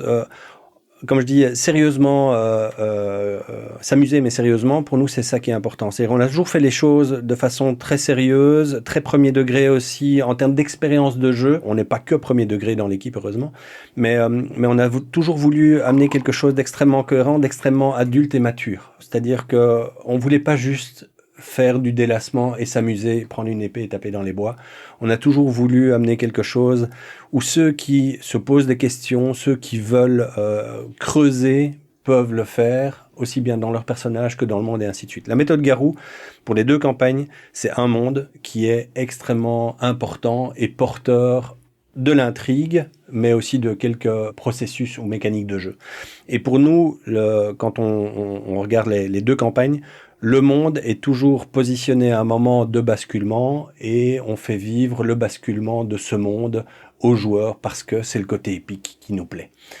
Même si dedans il y a des expériences du quotidien et que tu peux le vivre, derrière c'est un petit peu, je sais pas, un petit village dans la montagne en France qui subit la Seconde Guerre mondiale, quoi. Ils sont pas touchés de plein fouet, mais à un moment effectivement il y a des bots qui vont arriver dans le village. Et donc dans cette 2e campagne, on a voulu mettre un levier qui est beaucoup plus local, c'est-à-dire on peut pas changer ou influencer le monde. Dans la première campagne Medfan, parce que ça s'y prête, c'est de l'épique et on a fermé la porte du chaos. Je veux le dire comme ça, même si c'est un peu, facilement résumé, mais en gros, autant la première campagne c'était on influence le monde, autant la deuxième, on est influencé par le monde et on s'en sort comme on peut. Mais le monde et la campagne sont 2 choses extrêmement liées. À chaque fois, on a fait ça. Je voulais revenir sur ce que tu disais tout à l'heure avec l'intensité en opposition avec la profondeur. Dans Clone, ce qui nourrit pour moi la profondeur, c'est le quotidien, c'est ce que tu disais. Et pour moi, ça répond aussi à un écueil qu'on voit parfois dans certains GN, qui est que les gens ont un personnage auquel ils sont finalement moins attachés. Ils sont moins attachés à leur personnage qu'au fait de vivre quelque chose d'épique. Je trouve qu'avoir un GN comme ça à suite, avoir du quotidien qui est jouer réellement les interactions, jouer la place du personnage dans la société, ça induit un attachement au personnage qui fait qu'on est moins enclin, par exemple, à se lancer dans une mission suicidaire. On a plus de conscience de l'importance du personnage, on est plus conscient de l'importance de sa propre vie, par exemple, ce genre de choses. Et ça donne beaucoup plus de poids, justement, à l'intensité qui vient après, aux vagues, comme tu disais, qui sont à la surface. Le fait d'avoir toute la profondeur qui est en dessous fait que ce point de basculement est plus profondément vécu et a beaucoup plus d'impact que quand on a un personnage un peu finalement jetable. En tout cas, ça pose la question de l'impact de ces éléments de game design sur le vécu individuel des joueurs. Et ça, c'est clair que par rapport allez, je vais reprendre le parallèle avec une campagne qu'on a menée, dont on a déjà parlé, qui est Outretar.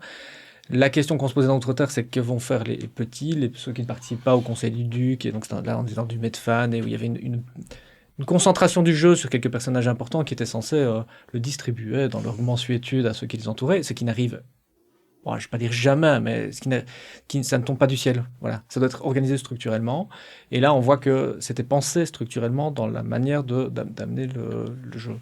Structurellement au niveau du monde, mais alors au niveau des arcs scénaristiques, là aussi il faut y réfléchir. Quand tu as des groupes, c'est facile, tu as parfois des chefs de groupe, et bon, il y a le côté officiel qui permet un arc narratif, dire officiel, et ça, cet arc-là, tout le monde peut le voir, mais seulement certains peuvent vraiment, peser. On va dire peser, Ouais. ce sont les nobles dont tu parles dans Outreterre, mais derrière il faut que tous les autres arcs narratifs soient à des niveaux beaucoup plus terre-à-terre, personnels et ainsi de suite. Et alors là, tu as des arcs qui s'entrechoquent ou qui s'entrelacent dans le meilleur des cas, et ça c'est vraiment beaucoup plus fort parce que chacun a son petit moment ou sa petite chose sur laquelle il peut se raccrocher, et qui sont les choses interlopes ou peu importe, mais donc on a mis beaucoup d'arcs narratifs. Chaque patrie par exemple avait des points rien que pour elle, et donc comme ils sont 5-6 par patrie, c'est pas comme s'il y allait avoir des gens qui étaient vraiment délaissés ou mis sur le côté, et donc ils avaient des petits trucs rien que pour eux. Donc tu as des arcs narratifs par groupe, des arcs narratifs globaux, tu as des arcs narratifs qui viennent par background de personnages et ainsi de suite,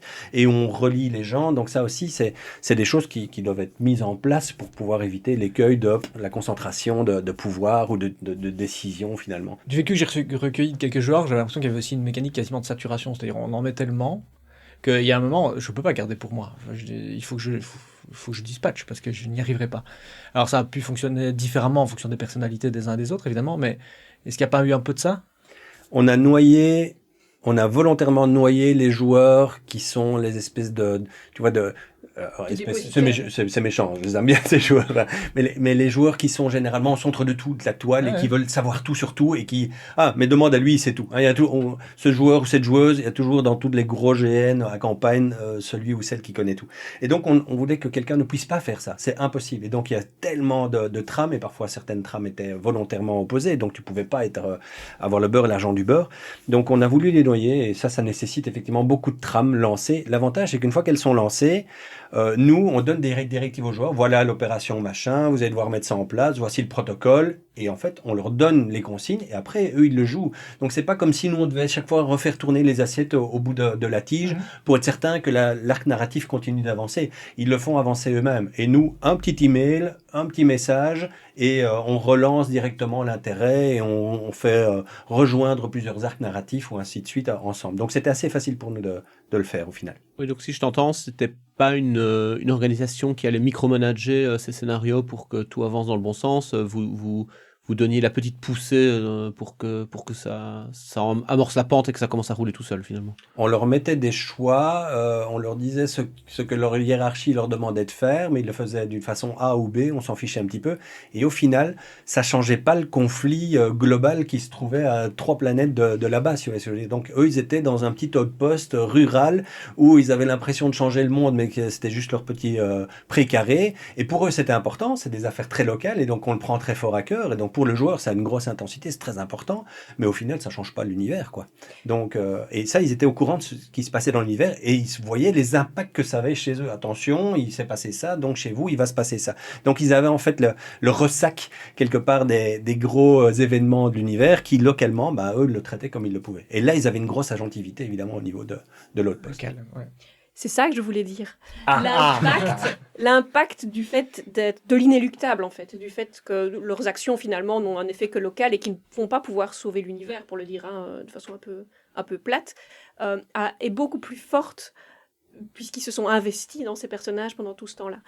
C'est pas comme de faire un GN sur 24 heures et de dire, bon, vous avez toujours vécu ensemble, mais c'est pas la même chose que de l'avoir vécu. Vous avez toujours vécu ensemble et maintenant c'est la fin du monde et vous ne pourrez rien faire. Ici, c'est, vous jouez pendant 7 ans, 8 ans, pendant plusieurs années. Et pendant plusieurs années, vous avez l'impression de pouvoir gérer les choses puisque les choses sont locales et donc vous gérez vos choses locales et vous vous sauvez finalement, vous arrivez à continuer à vivre comme ça. Et puis sur la fin, de plus en plus, le plafond commence à vous tomber sur la tête et vous ne pouvez rien faire. Et je pense que cette émotion devant l'inéluctable est beaucoup plus profonde. Elle est intense de toute façon, mais elle est beaucoup plus profonde, effectivement, d'avoir pu jouer le quotidien. C'est ça que je voulais dire tout à l'heure je rejoignais ta discussion sur la profondeur et l'intensité. L'intensité, forcément, le plafond qui tombe sur ta tête, c'est toujours intense, mais la profondeur est beaucoup plus forte, il me semble. On l'a vu lors du dernier. Excite le problème de y a-t-il un échappatoire ou pas? Non. Ou s'il y en a un, c'est un pari. C'est pas ça la question. C'est comment est-ce qu'on va finir ensemble? Toi et moi, ça fait 7 ans qu'on est ici ensemble. Ce sont nos derniers moments. On va mourir ou on va... peu importe. Hein. Mais comment est-ce qu'on se dit au revoir? Et c'est là où est l'intensité.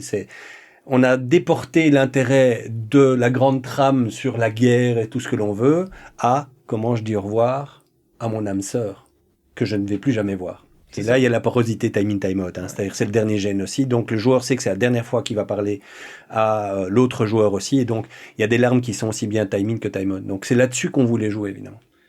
Parce qu'à contrario, ce niveau cosmique quasiment de scénarisation, il a induit autre chose. Pour parler, ça c'est plus mon expérience personnelle, mais quand moi j'étais néoneux, donc je suis arrivé de nulle part, c'est le cas de le dire.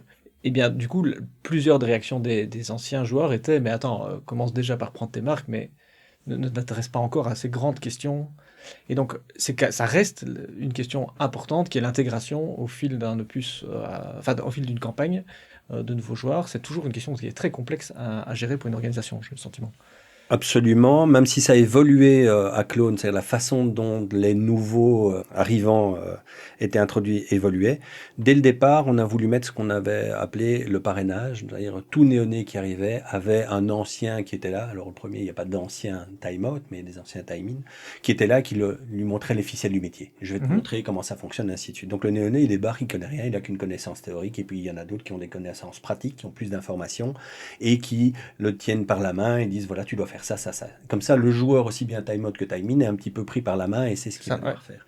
Mais plus on avance dans le jeu, plus c'est compliqué, si bien qu'à un moment, il n'y avait plus de néonés possible. Les néonaissances étaient arrêtées parce que ça n'a pas de sens non, aussi au niveau hors-jeu, parce que quelqu'un qui vraiment débarque là maintenant alors qu'on a la fin du monde, on a eu ça, cette période de bascule où les 35 nouveaux sont arrivés, ils sont arrivés et en 2 heures, on a dû leur expliquer, on a cru qu'on allait s'en sortir, mais il y a 2 jours, on sait qu'on ne s'en sort plus, donc désolé, on vous dit qu'on est une fausse joie, vous ne l'avez même pas vécu, mais maintenant on est retombé dans la morosité. Et bienvenue. Donc voilà, bienvenue chez nous, quoi. Ouais, c'est ça. Vous avez voyagé pendant 2 jours et pendant 2 jours l'humanité a passé par une montagne russe, quoi. Et donc ça, effectivement, c'est des moments où on se rend compte que c'est difficile pour des nouveaux de s'acclimater quelque part à tous ces changements de paradigme importants au niveau de l'être humain, quoi. Parce qu'ils n'ont pas eu le quotidien. Ils arrivent au moment où le plafond s'effondre. Et donc le quotidien n'a plus beaucoup de sens, forcément. L'expérience qu'on voulait donner à ces 35-là, c'était l'expérience des déportés. Ouais. Et c'était un peu après le Covid qu'on a fait cette activité. Et si vous vous souvenez bien, au début du Covid, il y avait à Bruxelles notamment et en Belgique beaucoup de questionnements sur les gens, les sans-abri, des gens qui étaient dans les parcs et qu'on ne gérait pas. Et donc on voulait un petit peu sensibiliser par rapport à ces questionnements. On n'a pas pu le faire au moment où c'était l'actualité dans la vraie vie. On l'a fait que 2 ans plus tard, lorsque le Covid s'était un peu calmé.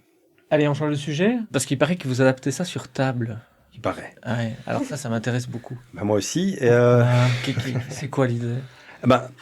Donc on a été contacté un peu avant l'avant-dernier par une maison d'édition. Je peux dire leur nom, c'est Entremonde, ceux qui ont fait Night. Un des responsables là est un géniste qui avait entendu parler de Clone, qui était venu voir notre univers, qui avait lu toutes les informations qui étaient disponibles, était tombé amoureux de notre univers et nous avait dit écoutez les gars, ça me plaît vachement ce que vous avez écrit, est-ce que vous envisageriez pas de faire un jeu de rôle sur table parce que cet univers a l'air tellement fouillé et de ce qu'on me dit, vous avez encore plus que ce qu'on voit au niveau de l'iceberg émergent. Il n'a pas pu venir aux activités, tant pis pour lui, mais bon, ça je crois qu'il avait des petits soucis, mais en tout cas il est resté super intéressé, on a repris contact, on a un petit peu creusé. Et donc oui, c'est un projet qu'on veut mettre en place qui est en cours de démarrage. C'est-à-dire qu'on n'a pas encore vraiment dans des choses très concrètes. On sait que ça va sans doute être un crowdfunding, enfin comme ils le font souvent entre mondes. C'est un autre métier. Donc nous, on a un métier, on va dire, de conteur ou d'orga ou de narration de type GN. Alors on a de l'expérience au niveau du jeu de rôle sur table, c'est pas ça, mais c'est un autre métier que d'éditer et d'arriver à synthétiser l'essentiel pour que des gens puissent prendre l'univers en main et jouer. Et donc pour l'instant, on a eu quelques conversations avec eux, on va aller plus loin. Il y a des petits problèmes de santé pour l'instant dans l'équipe, donc on ne sait pas avancer comme on veut, mais ça va démarrer bientôt. Beaucoup plus.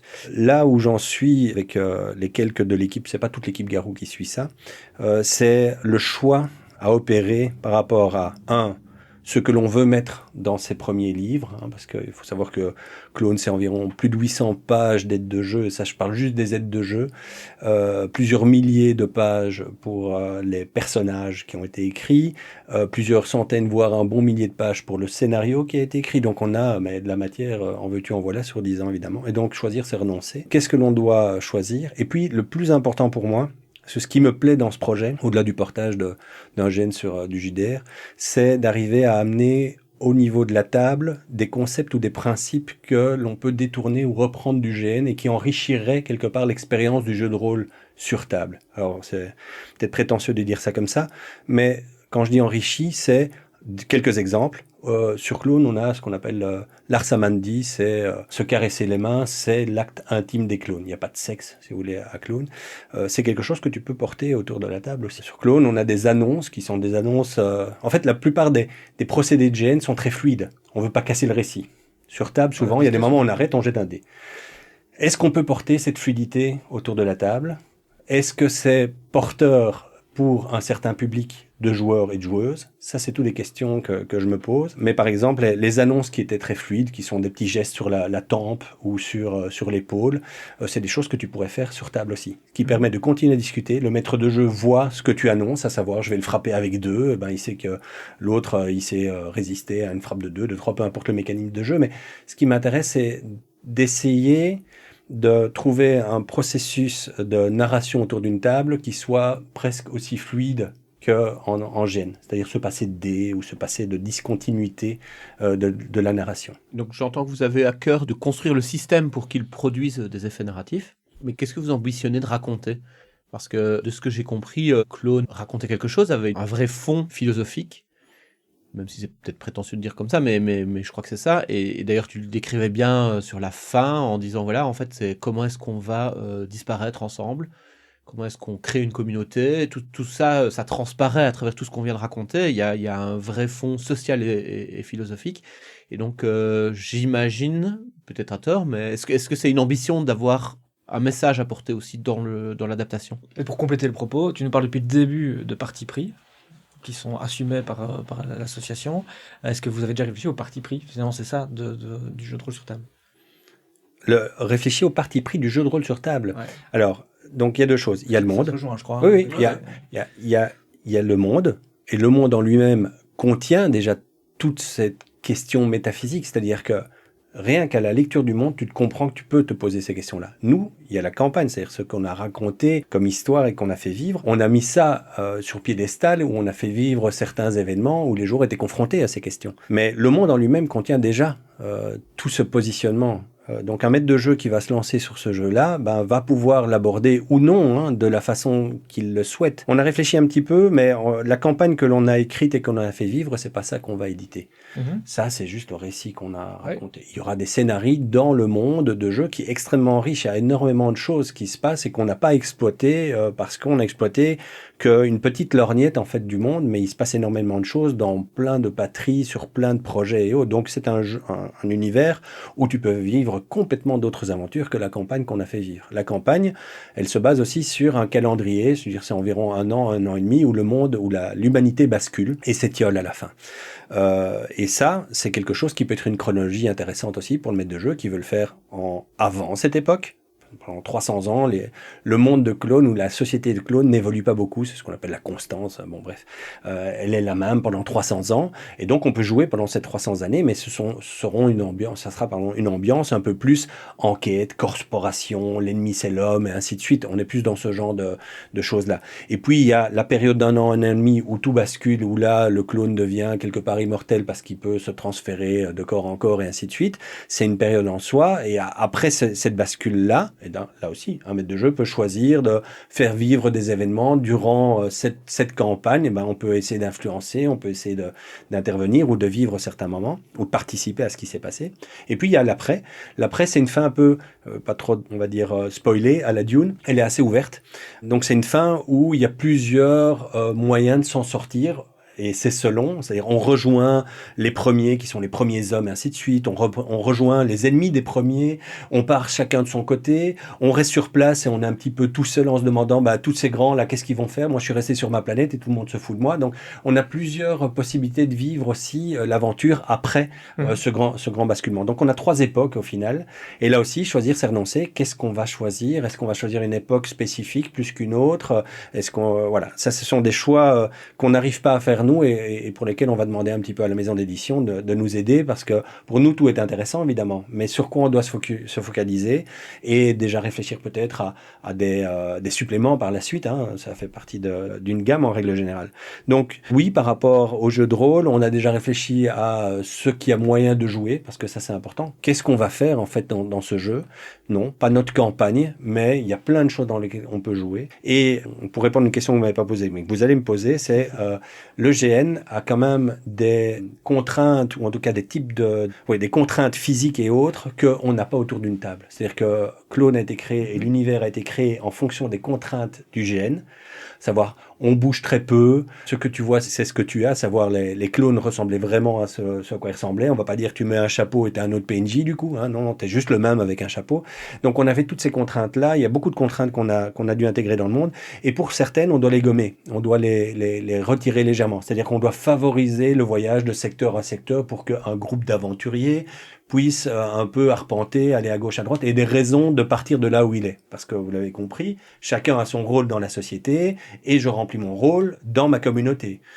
Si c'est juste à jouer, ça va rester à des petites intrigues très locales. Or, on sait que sur table, les gens ont envie de pouvoir voyager, voir du terrain. L'exploration, dont on parle souvent en termes de jeu de rôle, est importante. Donc, on doit gommer certaines petites interdictions qu'on avait créées, on va dire artificiellement, pour correspondre aux interdictions du GN. On doit les gommer parce qu'elles n'ont plus lieu d'être sur le jeu de rôle. Et donc, tout ça, ça fait partie des curseurs qu'on doit changer. Est-ce qu'on doit vraiment? Oui, parce que sinon tu vas avoir un jeu qui sera le même parti pris que le GN, mais sur un média différent. Oui. Et donc tu vas pas comprendre la contrainte. Ouais. Tu vas voir que, en fait, tu vas minimiser le potentiel de jeu. Et donc du coup, on va revenir sur notre seule et unique vision de la narration qu'on a amenée, à savoir notre campagne. Donc on a créé le monde de la façon qui était la plus optimale pour faire vivre notre campagne. Mais un maître de jeu, lui, il a peut-être pas envie de vivre juste dans un petit outpost où il se passe que des trucs localement sur 3 km². Tu vois ce que je veux dire? Ce qui est marrant, c'est que vous avez cette approche dans le GN où vous assumez un parti pris qui est fort. Et ici, tu nous parles d'ouvrir très très fort les possibilités. Donc c'est un positionnement qui est complètement différent. Parce que le jeu de rôle ne peut pas, d'après toi, assumer des partis pris aussi forts? Ah si, et en fait pas par rapport à ce dont je viens de parler, mais par rapport aux premières choses dont j'ai parlé, à savoir la fluidité. Est-ce que je vais faire un jeu sans jet de dés, où je vais dire l'Arsamandi est optionnel, mais vous pouvez l'utiliser parce que ça va favoriser l'émotion autour de la table. Moi, ce qui m'intéresse, c'est d'amener de l'émotion, dans quelque média que ce soit, que ce soit sur table ou en GN. Et je me dis, il y a des procédés de GN que je peux essayer de transposer au niveau de la table pour amener davantage d'émotion. Mais je ne suis pas persuadé qu'il y ait un public pour ça. Il y en a un, mais est-il suffisamment grand pour qu'un éditeur... tu vois ce que je veux dire? Parce que si on est juste à 5 à se dire c'est super, c'est bien. Mais bon, il y a des réalités, on va dire, commerciales derrière que je ne maîtrise pas, et je veux pas mettre mal quelqu'un qui veut nous faire confiance en lui disant j'ai une vision comme ça et je veux rien entendre. Donc je dois mettre de l'eau dans mon vin, et c'est là où je suis aujourd'hui pas certain. Est-ce qu'on va reprendre un système de jeu existant et essayer de créer quelque chose dessus et le moduler de façon à pouvoir rajouter ces petites options, on va dire, de type GN, ou est-ce qu'on part de l'autre côté? Pour l'instant, mon cœur balance. Tout le monde me dit non, prends un système qui existe et modifie-le parce qu'il a été... Moi, je vais faire le conseil inverse. Je trouve que tu as des partis pris qui sont super intéressants et il faut construire les mécaniques qui vont te permettre de le porter.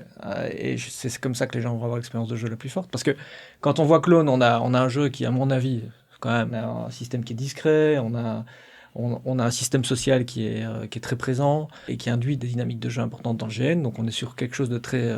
à mon avis, de très simulationniste dans l'approche. On peut faire un jeu de rôle sur table qui est simulationniste. Le tout, c'est de trouver les bonnes mécaniques pour le porter et voir comment faire naître cette expérience de jeu. Mais il y a déjà beaucoup de choses présentes dans Clone qui, à mon avis, sont transposables avec, comme tu dis, les bons outils. Je suis pas persuadé que jouer le quotidien autour d'une table soit le truc le plus branché ou le plus super. Qu'il soit là en toile de fond, mais qu'il soit aussi présent que ce qu'on avait en GN. Parce qu'en GN, tu as 24 heures sur 24, je dirais, à tous les petits moments où je vais aux toilettes, que tu ne joues pas autour sur table, tu le vis à Clone. Et donc là, tu as besoin du quotidien quand tu vas aux toilettes. Je veux dire, tu as besoin du quotidien quand tu vas aux toilettes.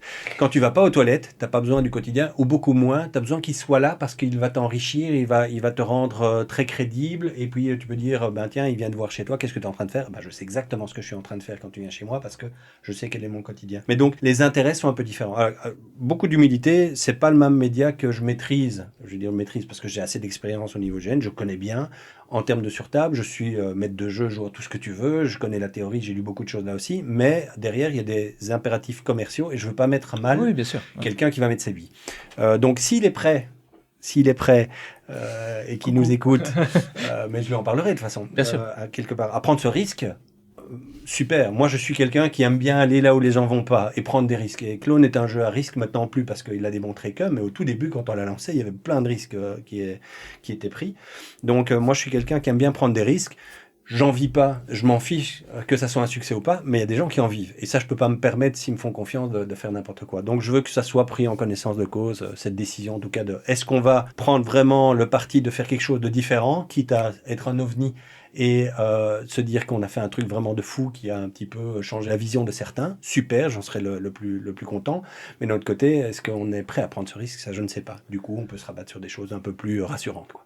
Oui, c'est ça. C'est marrant parce que c'était une des questions que j'allais te poser. Est-ce que le quotidien sur table, ça a un intérêt? Tu réponds. Moi, ce qui m'intéresserait beaucoup, c'est d'avoir ta réponse dans 6 mois, dans 1 an, dans 2 ans. Je ne sais pas où vous en serez. La réponse des joueurs. La réponse des joueurs et peut-être la réponse de l'éditeur, de voir un peu tout ça. Ça serait intéressant d'en débattre. Je serais maître de jeu, je dirais session 0, fais un peu de quotidien, rencontre les autres joueurs dans ton quotidien, rencontre-les dans leur quotidien, et puis après, tu commences vraiment la partie. Donc pour moi, la session 0, c'est le quotidien. Si je dois le faire en termes de maître de jeu. Et alors là, tu as une profondeur de personnage qui est pas je te rencontre dans l'auberge et je sais pas ce que... Non, je te vois dans ton quotidien et je vois quelle est ta réalité. Et puis quand on va aller dans l'extraordinaire parce qu'on va se retrouver, je sais pas moi, face à un raveur qui veut me manger les baskets, je me rappellerai toujours de cette personne qui faisait cuire ses pâtes 2 fois, une fois au micro-ondes et une fois dans la casserole, quoi. Je veux dire, des choses importantes, quoi. Mais en tout cas, Clone sur table, ce sera un jeu à campagne, manifestement. Bah, en campagne, ça sert pareil, c'est les deux jeux qui décident. Là, ça va être des scénarios. Moi j'aimerais bien. D'accord, ok.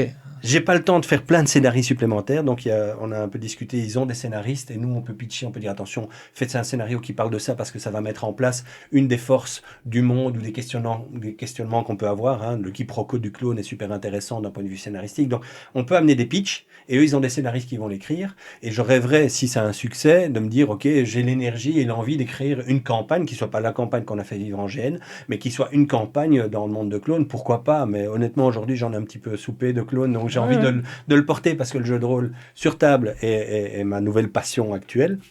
Mais après, je veux dire, je vais peut-être pas en faire, je vais certainement pas en faire mon métier, j'ai un autre métier.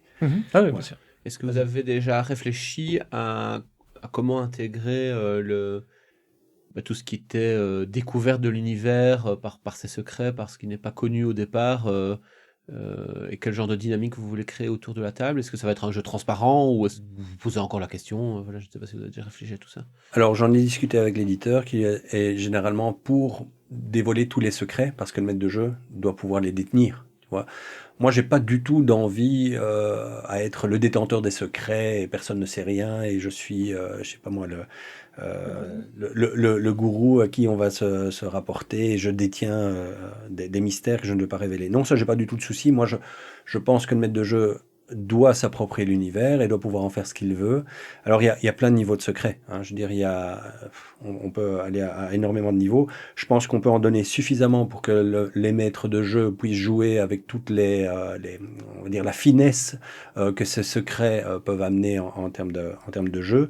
Et puis derrière, il y a les fondements de l'univers. Est-ce que ça va intéresser beaucoup les maîtres de jeu de savoir que le concept principal de l'univers de Clone est basé sur de l'information qui est générateur d'univers et des lois universelles. Enfin, je veux dire, il y a énormément de science là derrière sur lequel on est parti pour créer finalement un jeu qui est tellement éloigné de ses premières vérités fondamentales.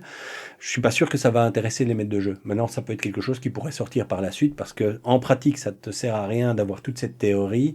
T'as besoin de savoir quelles sont les factions en présence, ce qu'elles veulent faire, qui est le grand méchant, qui est le grand ainsi de suite. Et ça, t'as assez pour jouer. Après, la révélation de comment l'univers a été créé, parce qu'on aime beaucoup ça, les grands secrets du monde, c'est le fondement même de l'univers est pensé. C'est vraiment en termes scientifiques presque. On n'est pas des scientifiques, hein, on fait un peu n'importe quoi, hein, je le dis clairement, mais en tout cas on avait pensé à tout ça et ça permet d'avoir une sorte de cohérence qui s'étend sur tout le jeu, mais je pense pas que les maîtres de jeu aient besoin de ça à la base, tu vois, donc voilà, est-ce que ça sera un supplément, j'en sais rien. Vivement le supplément, la métaphysique de Clone. Mais honnêtement il y a moyen. Si je vous dis que les frères Bogdanov ont beaucoup contribué à certaines idées, c'est vrai, il y a des choses, honnêtement, on pourrait en parler, c'est pas le podcast, mais il y a des choses magnifiques qui ont été découvertes, trouvées en termes de science, dont on parle pas assez, je trouve, et qui moi, me fait me poser beaucoup de questions métaphysiques par rapport à notre réalité. Ce qui est quand même intéressant, et peut-être qu'on peut terminer là-dessus, c'est de voir que ici, terminer sur un jeu de rôle sur table, sur une adaptation, un portage, c'est aussi une manière de donner une deuxième vie à ce matériau qui est assez foisonnant et très écrit, manifestement, que vous avez produit pendant 10 ans, et qui sinon ne vivrait plus. C'est déjà énorme, hein. Sinon on ne ferait pas du GN que par le souvenir des participants. C'est une transmission, mais au grand public, du coup. Oui, on parlait d'héritage, de transmission. On le veut surtout d'abord pour nos joueurs, nos joueuses qui sont venus et qui, eux, ont envie d'avoir quelque chose, on va dire un rappel de ce qu'ils ont vécu et qu'ils puissent éventuellement se l'approprier et jouer de leur côté. Donc ça, on le voulait pour nous, une sorte de testament pour nos joueurs et nos joueuses. On avait fait la même chose pour les Chroniques d'Arcane, la première campagne. C'était pas un jeu de rôle sur table, c'était des DVD. On avait passé énormément de temps avec sous-titré en anglais, imagine. Sous-titré en anglais, en français, la version commentée, ainsi de suite. Sur les 6 derniers GN qu'on avait fait, on avait tout filmé et donc on avait fait des montages pour que ça puisse être lisible. Ça reste du GN made fan, avec des gens en collant dans les bois. Donc on sait que ça donne rien quand tu le regardes, mais il y a certains trucs qui sortent. Et donc ça, on avait voulu faire uniquement et essentiellement pour nos joueurs. Il y en a qui l'ont regardé et qui n'étaient pas de nos joueurs, qui se sont dit oui, ok, c'est un GN made fan comme d'hab, tu vois, donc ça ne leur parle pas beaucoup. Ici, il y a un impératif commercial différent, donc on a d'autres contraintes. Mais effectivement, on le fait d'abord et avant tout pour nos joueurs. Du coup, on peut se donner rendez-vous dans une future saison du podcast où on pourra donner un retour sur le jeu une fois qu'il sera édité. Bah, on fera ça, un actuel play. Touchons du bois. Avec grand plaisir. Eh bien, merci beaucoup Gilles, merci à tous les trois. Je vous auto-remercie, c'est pas mal. Hein. On vous retrouve dans quelques semaines pour le prochain épisode. À bientôt. À bientôt. Au revoir.